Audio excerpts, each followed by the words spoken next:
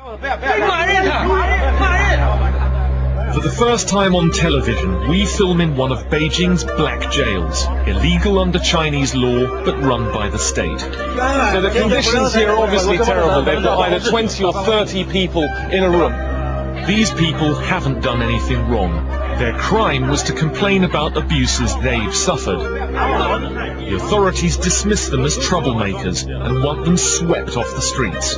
These people say they've been beaten. Are you beating people? Are you torturing people? In 2008, Beijing will host the Olympic Games, and China doesn't want any unhappy faces to spoil the show. This is the Beijing China's communist leadership doesn't want you to see.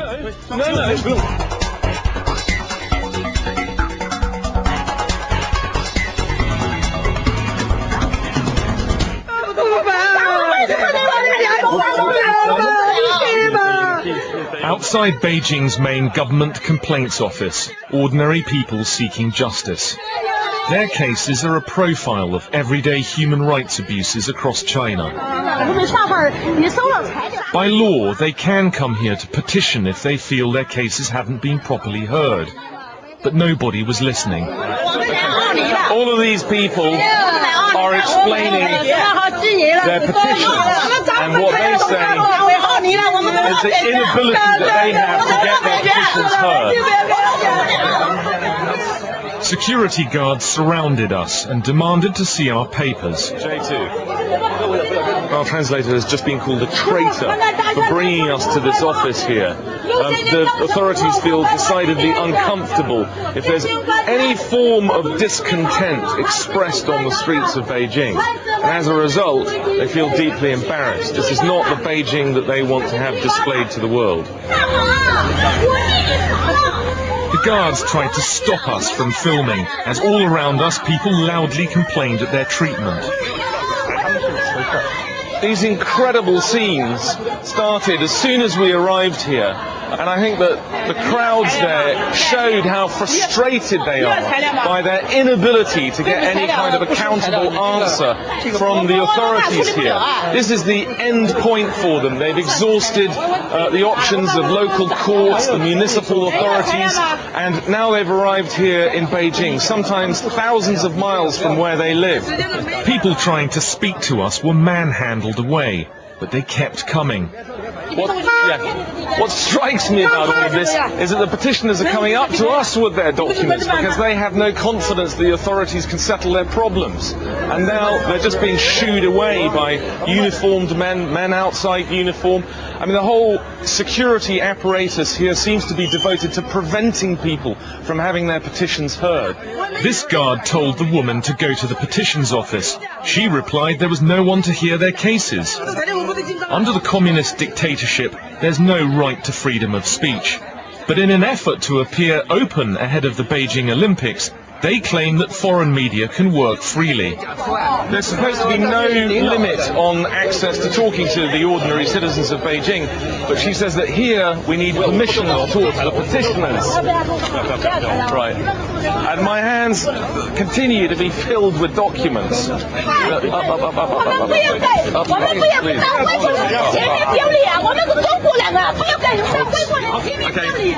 What was incredible about that was that just merely our presence precipitated this demonstration almost, and it just shows that the anger and frustration are just bubbling under the surface in China. People feel so helpless and frustrated that they're unable to express their discontent, and they're still following us down the street. Okay, yeah. My hands are now full of sad histories of injustices that they hope will be corrected here in Beijing.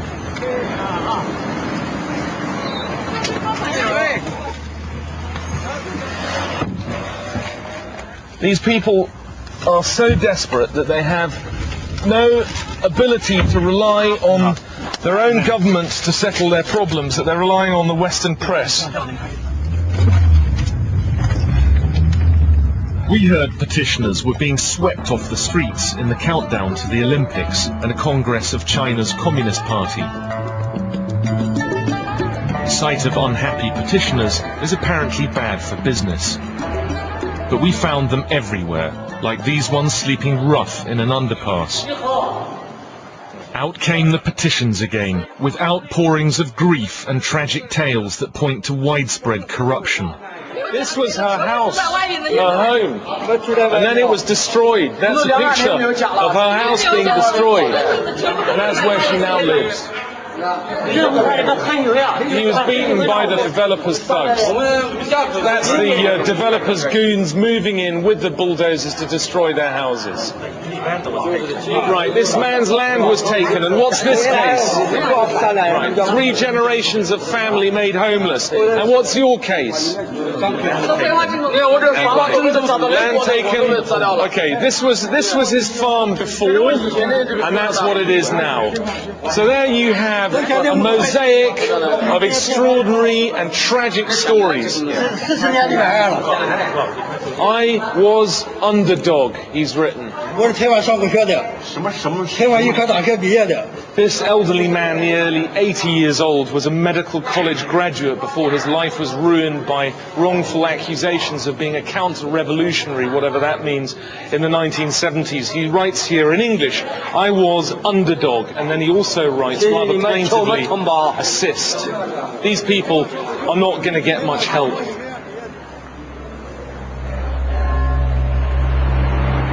Beijing hopes the Olympics will advertise China as a modern, open, harmonious society, the new superpower.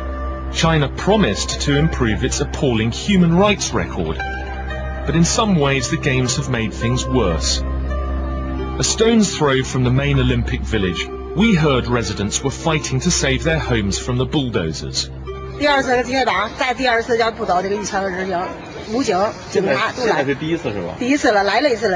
These residents are afraid of forced eviction from their homes here, right on the edge of the Olympic area.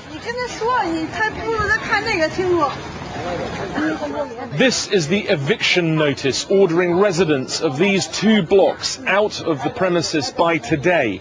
And they say that if the residents don't go by today, there will be a second warning, after which they will be evicted by force. And here it's explained that the redevelopment is for road construction relating to the Olympics. The compensation offered was pitifully low. This woman said she was determined to stay put. Residents say that they know what the law is and they're going to resist eviction. They say that there are 162 households who are going to refuse to move out.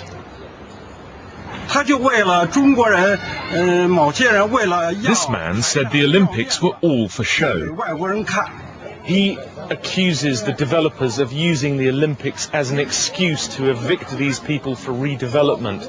And he says that the Olympics are being used to show off to the foreigners at the cost of the lives of ordinary people here.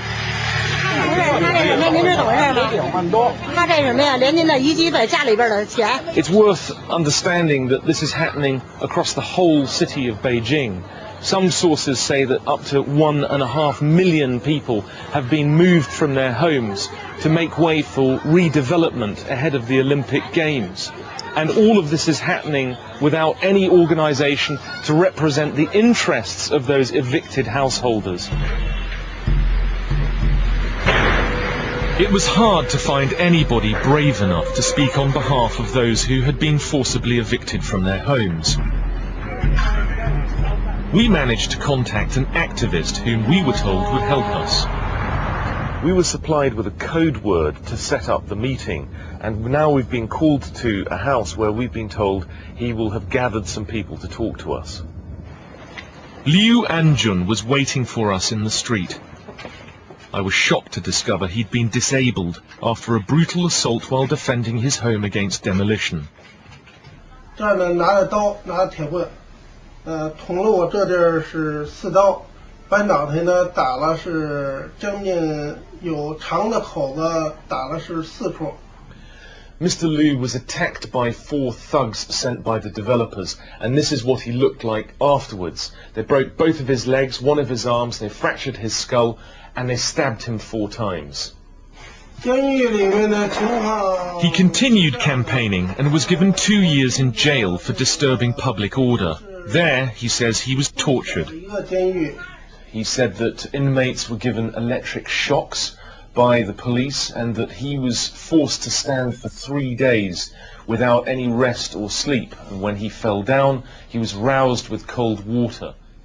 Liu and his wife normally stay in touch with the victims' network over the internet. But today they'd gathered some people to meet us. They'd come to Beijing as petitioners, but told us they were afraid of being either jailed or expelled from the city. Whatever claim of ownership ordinary people have to their homes, if they resist eviction, they face violent intimidation.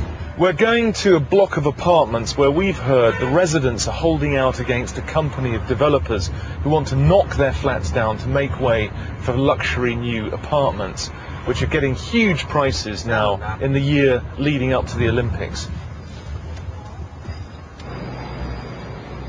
Half of these apartments have been abandoned, and you can see broken windows and they're derelict. And over there is the new apartment block that's just gone up.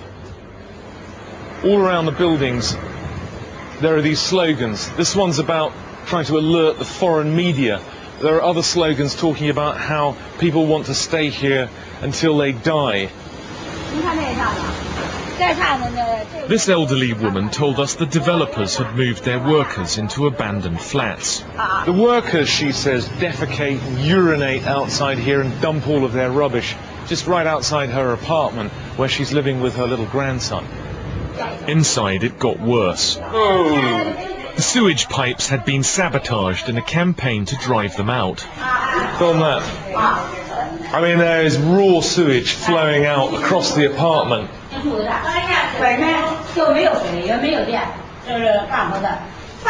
They built these barriers here to stop the flow of sewage, which, as you can see, must be quite deep, from getting into their apartments. Now the threats had turned to violence. Oh dear. We visited Zhu Xiguang and his scared family.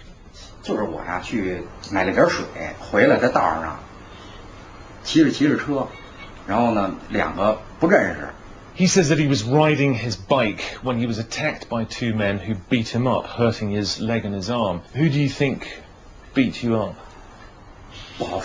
He said he thought his attackers were linked to the developers. He is one of the 3 leaders of the committee that have been fighting the evictions, and after he was beaten up, the other 2 leaders were given threatening phone calls, and the developers said, if you don't move out, the same thing will happen to you. Downstairs we found a 70-year-old man who'd received threatening phone calls. He was too scared to be identified, but his bloodied face and shirt told his story. 2 days ago, he was taking his early morning exercise in the park. 2 men came up from behind him and began beating him. They smashed him in the eye and in the nose. They knocked him down. They beat him up for a few minutes and then they ran away. Do you think that the police are investigating this seriously? He said the police promised to investigate, but he had no confidence they would help him. I sense that possibly he feels that there's a little bit of collusion between the developers and the authorities. Beijing's makeover means the flattening of historic districts known as hutongs. They're the heart of the city's culture and community.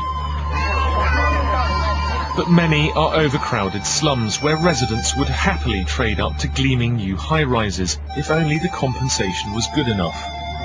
Most of this district has already been reduced to rubble, despite widespread objections. So that's a picture of what they're going to build here instead. It's called the New Fortune Business Building. Problem is, there's still a home right in the middle of the building site. It's known as a nail house. The developers want it banged down flat. The owners have hung on for 5 years. Then the husband died a week before we arrived, on the day of his funeral. The event had become a rallying point for unhappy residents. but the police were determined to stop it turning into a full-scale protest. This is a demonstration that grew out of the demolition of a residential area. There's nothing political about it. Most of the people here, a few dozen of them, are elderly or clearly quite harmless, and yet they're surrounded by uniformed policemen, plainclothesmen filming them all.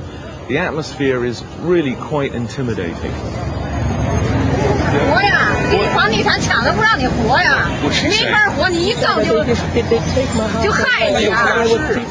She said that she's not scared about being filmed by us, but she is terrified of being filmed by the police. Her house was knocked down and she says she was beaten up and made deaf.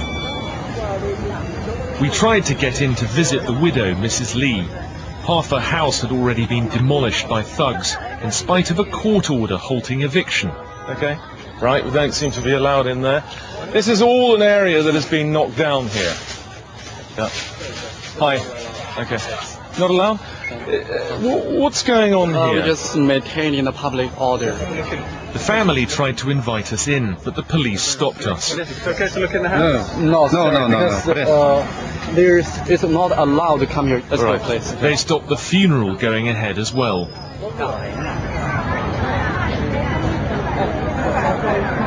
They just don't want any kind of coverage, and they don't want any kind of display of discontent by residents. Even a funeral gathering for somebody whose house is being knocked down seems to be a worry for the state.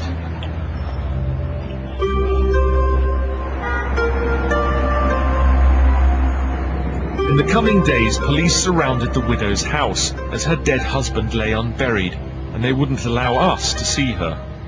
We've been trying to get in there, we've been refused several times, and now we're going to have another go.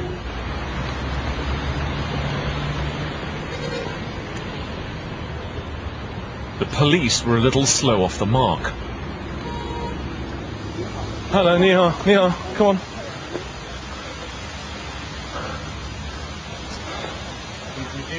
Dean. Yeah, we need Dean. Yeah. We've got into Mrs. Lee's house. We've got past the police cordon.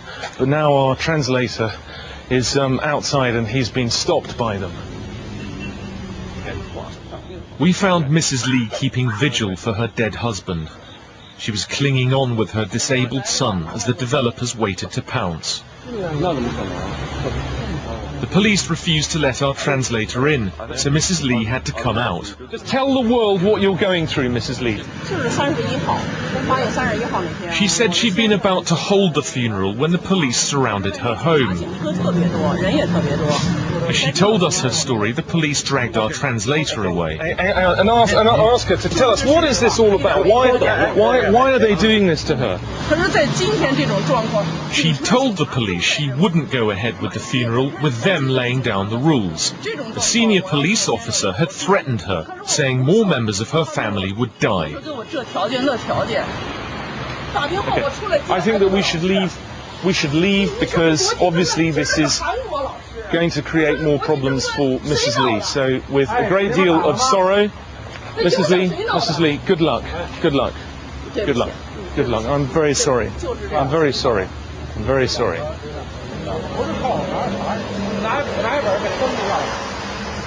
Presumably she can come and talk to us, can't she? It seemed not. There was nothing political about Mrs. Lee's campaign. All she wanted was to have the ownership of her home respected. She hadn't broken any laws, but the police still wanted her silenced.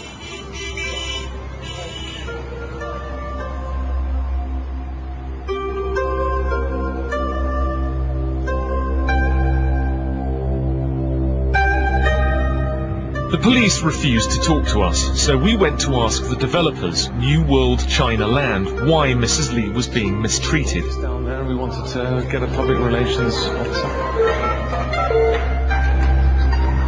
Just then, the head of evictions turned up. Yeah, we want to talk about the redevelopment around Zone 6. We've got various questions. Right away, he asked our translator if we were there about Mrs. Lee's case. Is it true that you've threatened Mrs. Lee and her husband before he died? 我没找他谈过， He now told us he'd never had any contact with Mrs. Lee. 已经5年了。 But what about in June? Your men went to you began knocking the house down in June. He warned us to switch off the camera, threatening to have 10 security guards confiscate our equipment. 我兄弟我同意，爸爸我把他去铐了。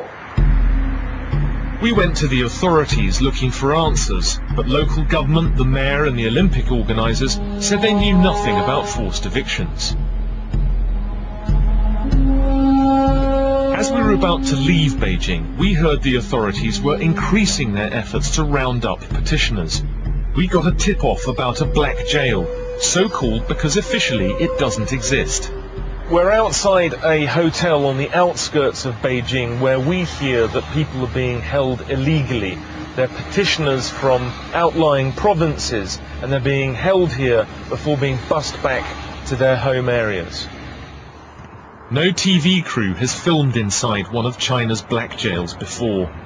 Days before our visit, a print journalist had been forcibly ejected from here. Right, these appear to be petitioners. And they're being held here, obviously, behind a gate. At first the guards seemed bemused and did nothing to stop us. They're being held against their will. They confirm that they're being held against their will. This woman said she wanted to be let out. Yeah? The inmates showed us a woman they said had been beaten. Others were disabled. They strangled and beat me, this man said. They pointed, saying, "These are the thugs who beat us." Okay. What are the conditions like? The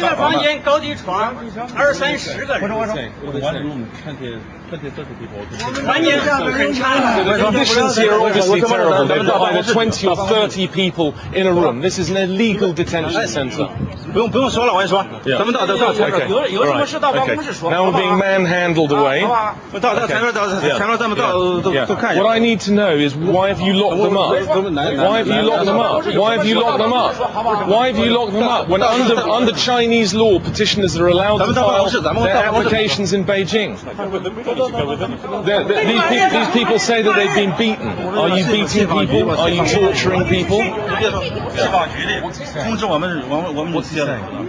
He said they were told by the Beijing authorities to deal with the petitioners. All right, these people are being muscled away.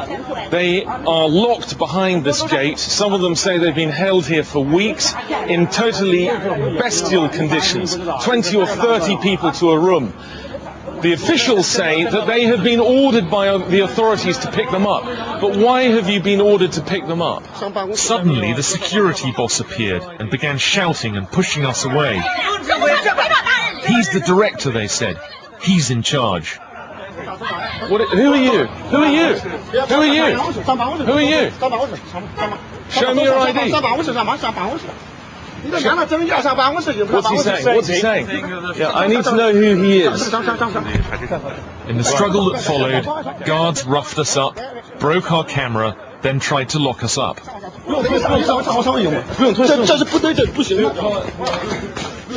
We called the police, but when they arrived, they arrested and held us for 6 hours. Officers from Beijing's police headquarters showed no interest in investigating the black jail. We were only released when they thought we'd destroyed the footage you're now watching.